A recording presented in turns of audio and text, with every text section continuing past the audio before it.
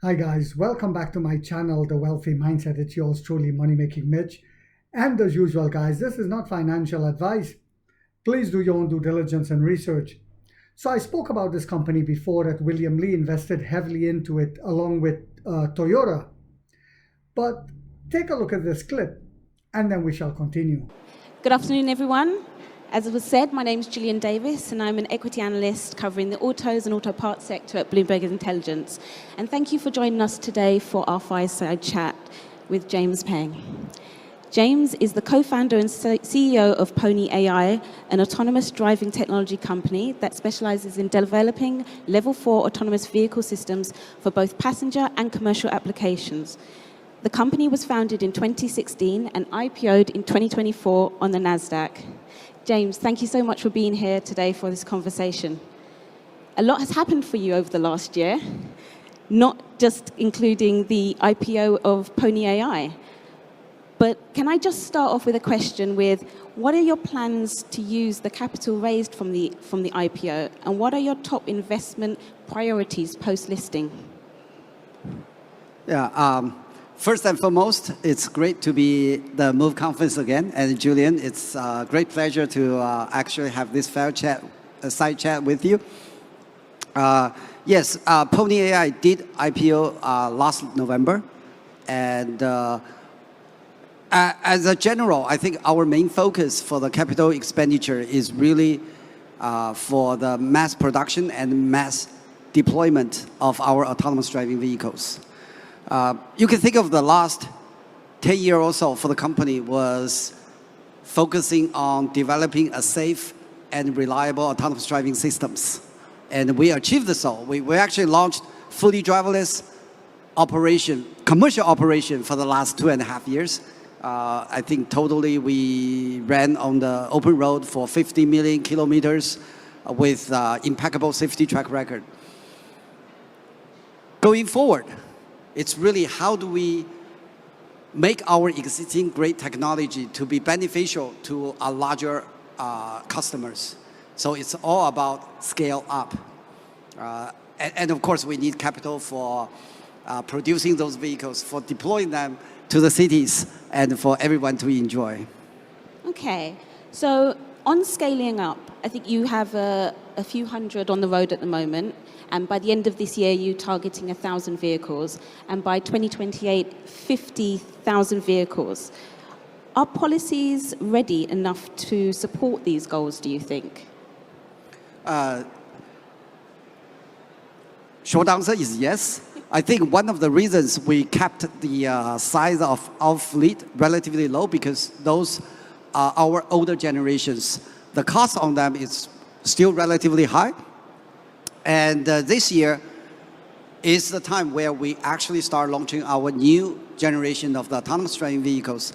The cost has gone down so dramatically that it will be a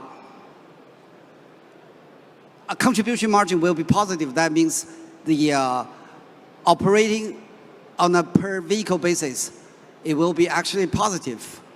That's why we start large-scale deployment. Because of the cost structure, because of the safety track record, I think we can convince the regulators on the regulatory front. In fact, we have talked to many cities and national governments. I think in general, the mood, well, the pulse at least is very supportive. Because of the huge benefits of the autonomous mobility. This is a longer version than just a simple yes. I think in general, I think it's very positive. Okay, so I mean, you touched on regulation already. So let's dive into that a little bit more. So you have approval to have the autonomous vehicles in Luxembourg. Why did you choose Luxembourg, and why did you choose Luxembourg over other bigger European cities? Yeah, maybe I backtrack a bit on that question. As I said, last 10 years, we were focusing on developing the technology. And 2.5 years ago, we made the technology work fully driverlessly. That's when we start thinking that how do we deploy this technology to more markets to really get enjoyed by the riders. Certainly, European market is the one that we are very much interested in. And we start talking to some of the players, some of the relevant regulators in different countries and different markets. Luxembourg strikes us as a very progressive government. We will actually have direct access to the Ministry of Economic and the Ministry of Transport, and we get very good support from them. We have to start somewhere, so I think it's a baby step. We don't have to have really exhaustive search of all the cities before we decide, right? So we're going to be more markets anyway. So that's why we say we should be in there quickly, although it's a small market. But I think by being small, that means it can move things relatively fast. Okay. And so then what about the UK? Are we going to see any Pony AI vehicles in the UK next year? Because we've recently heard that they're now going to allow testing of driverless taxis in the UK in spring. I think having a Luxembourg operation and it really fits us as a first step and also as a launch pad to more European cities. So the short answer to your question is potentially we'll go to more cities for sure, but particularly where we go there are several factors to consider, right? It's the local regulation, it's the partnership. We will not go into a market alone. We need local partners on the vehicle operation, on the manufacturing, and also see how the local residents' acceptance of autonomous mobility. So several factors to consider. So for sure we'll be somewhere, but particularly where, we don't know yet. Okay. And speaking of partnerships, what's your view on the future of relationships with traditional OEMs and autonomous vehicle startups such as yourself? Are you partners? Are you competition? Is it both? No, I think it's more partners than competition. Essentially for us, we're the brain, right? We need a strong body. So I think any serious mass production of autonomous driving needs a very close collaboration between the vehicle manufacturers and the autonomous driving technology providers like us. So all the relationship between us and the OEM, it's not just a simple supplier relationship. It has always been a deep collaboration with co-development. So I think that relationship will continue, even if we are bringing a new OEM partners. Okay. And speaking of OEM partners, Toyota is one of your key partners that you have. And how does that relationship work? Do they pay a fee? Do they provide the vehicles to you for free? And when you move forward with other partnerships with OEMs, how do you see that relationship working as well? As I already mentioned, that partner has to be a deep collaboration. It goes beyond just a licensing fee or goes with a supplier relationship. So our relationship with Toyota starts in like almost 5 years ago already. So it started with a co-development, and the relationship actually grew over the years. We also formed a joint venture where we co-developing vehicles as well as co-managing a fleet of vehicles. So I think the relationship with OEMs will not be one size fits all. It can be co-developing vehicle, it can be co-owning a fleet, it could be the co-financing the fleet, and it goes beyond. So definitely, I don't think the market is fixed already. There could be a lot of more possibilities. Okay. So when it comes to tech development, you're on your 7th generation of the platform right now. What does this development mean in terms of the tech for your vehicles? As I have already alluded to a little bit, the 7th generation has many benefits. right? One is everything on the vehicle is automotive grade. That means all the components, all the sensors, computer chips are automotive grade. That means they are much cheaper, they're in large quantity. Second is the total cost of the system is a lot cheaper. Compared with our 6th generation, the price dropped 70%. That means it's only 1/3 of what it used to be.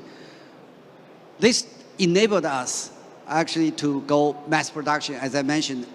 This means per vehicle, we will have positive contribution margin. That means we can finally go a larger scale. So I think seventh generation will be a critical generation for us. Okay. And I mean, you spoke about affordability. Can anyone sign up to your Robotaxi service in China? And how do prices compare to a normal taxi service? We actually launched the public-facing Robotaxi services, means taking passengers with paid customers in early 2019. But starts with still a safety driver. It was the 2.5 years ago. Now we went to fully driverless. And the experience is just like when you take a taxi or when you go your favorite ride-hailing apps, right? You can get a ride with your cell phone. And the rate we charge is actually comparable to the taxi fares in the local market. The idea is that since we are a small portion of the local shared mobility markets, will be a good supplement to the existing market. We don't want to be a disruption in the pricing. In the long run, when we launch to a bigger market, we might be slightly cheaper, so to provide more affordable mobility solutions. But for the time being, I think using the local ride-hailing and taxi fare as a reference for us is good for existing players, and it's good for us as well. Okay. So just changing tact a little bit, Tesla pursues a consumer-facing autonomous model with the FSD, while Pony AI seems to focus on robotaxis and fleets. Why do you believe that your approach is better than Tesla's? A slight clarification. I think Tesla is also with the ambition to launch Robotaxi in Austin. They do. I think anytime now, although we're still waiting for the official launch.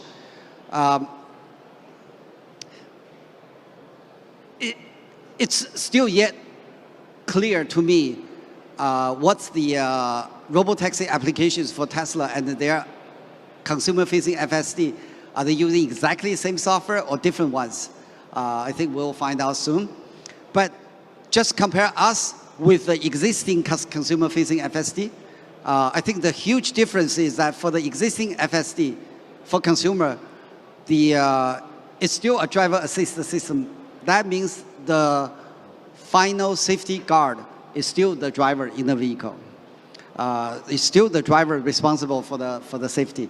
While as for us, from day one, it always the vehicle or our system that responsible for the safety. Because that huge difference, that means we have to deal with all the extreme cases, all the bad weathers, and all the unforeseen possibilities, scenarios on the road.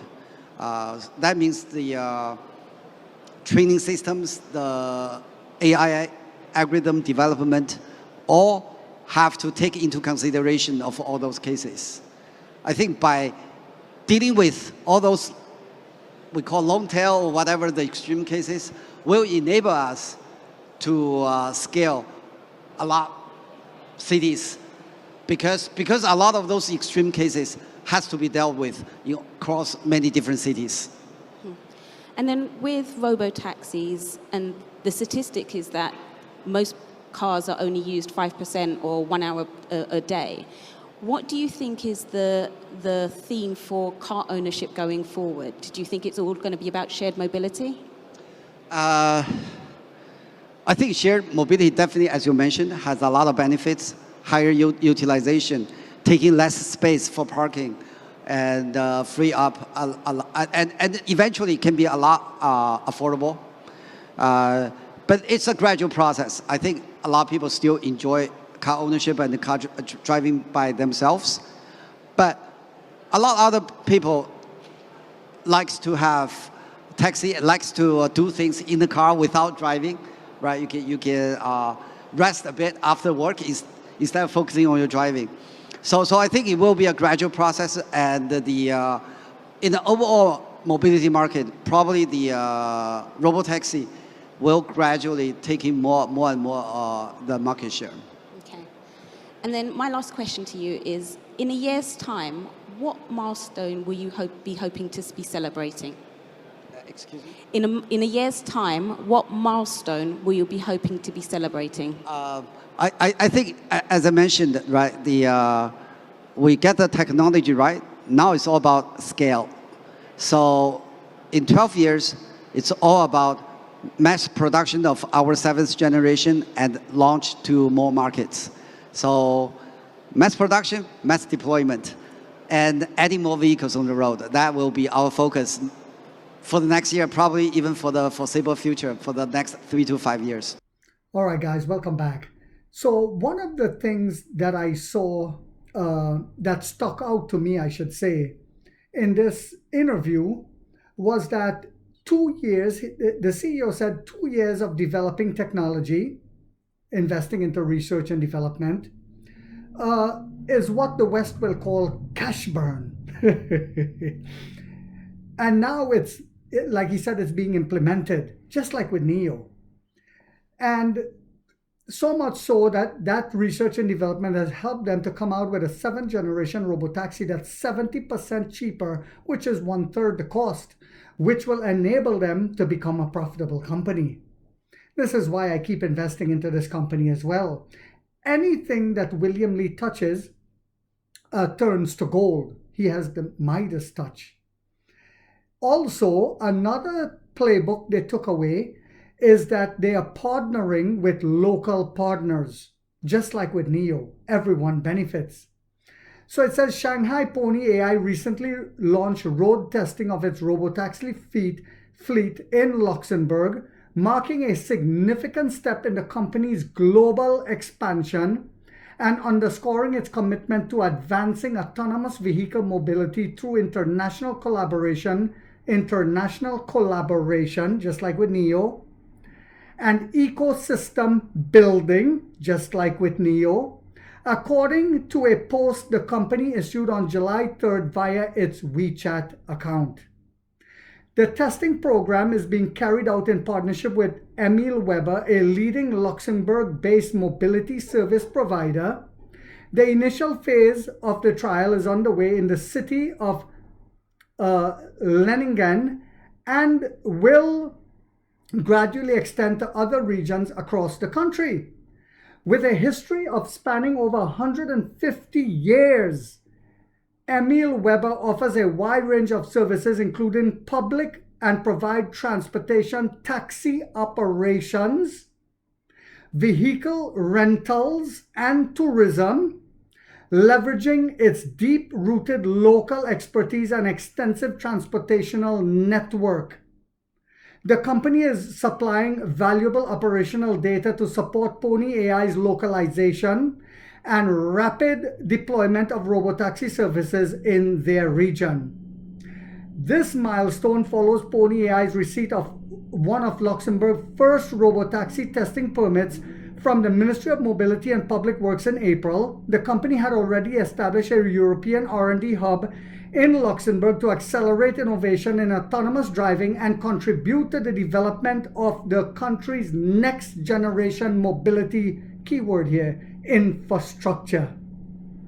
So it's getting very exciting. I'm going to keep adding to this one whenever it makes a nice little pullback for me. I'm hoping on Monday it does make a pullback again for me. Pony AI co-founder James Peng noted that in addition to working with Emil Weber, the company is actively engaging with various public sector agencies and commercial partners in Luxembourg to jointly develop the necessary technological and regulatory frameworks for autonomous driving. Both Luxembourg Pony and Pony AI continue to scale its international footprint. In May, it entered a strategic partnership with Uber to launch Robotaxi services in key Middle Eastern markets with plans for further global rollout. The company also joined forces with Dubai's Road and Transport Authority, RTA, to advance Robotaxi implementation, partnered with Comfort Del Gro to explore future commercialization in Singapore, and began pilot testing in Seoul, Gangnam district through a collaboration with Pony Link earlier this year. So I'm getting very excited for this company as well. I believe it will only be in about 2 years before it becomes a profitable company. It's still not yet profitable, but they're doing all the right things and making all the right moves. So I wanted to bring this one out to you guys again. And I hope you guys found this video to be informational, inspirational, and motivational. If so, guys, don't forget to hit the thumbs up. It takes a lot of time to do these videos and the editing. And if you haven't yet subscribed, you might want to think about doing so, because in this channel, we are waking up the middle class for the first time to get a major piece of the pie from the ground level up as to how the game is played on Wall Street. And like 50 Cent, we get rich or we die trying, guys.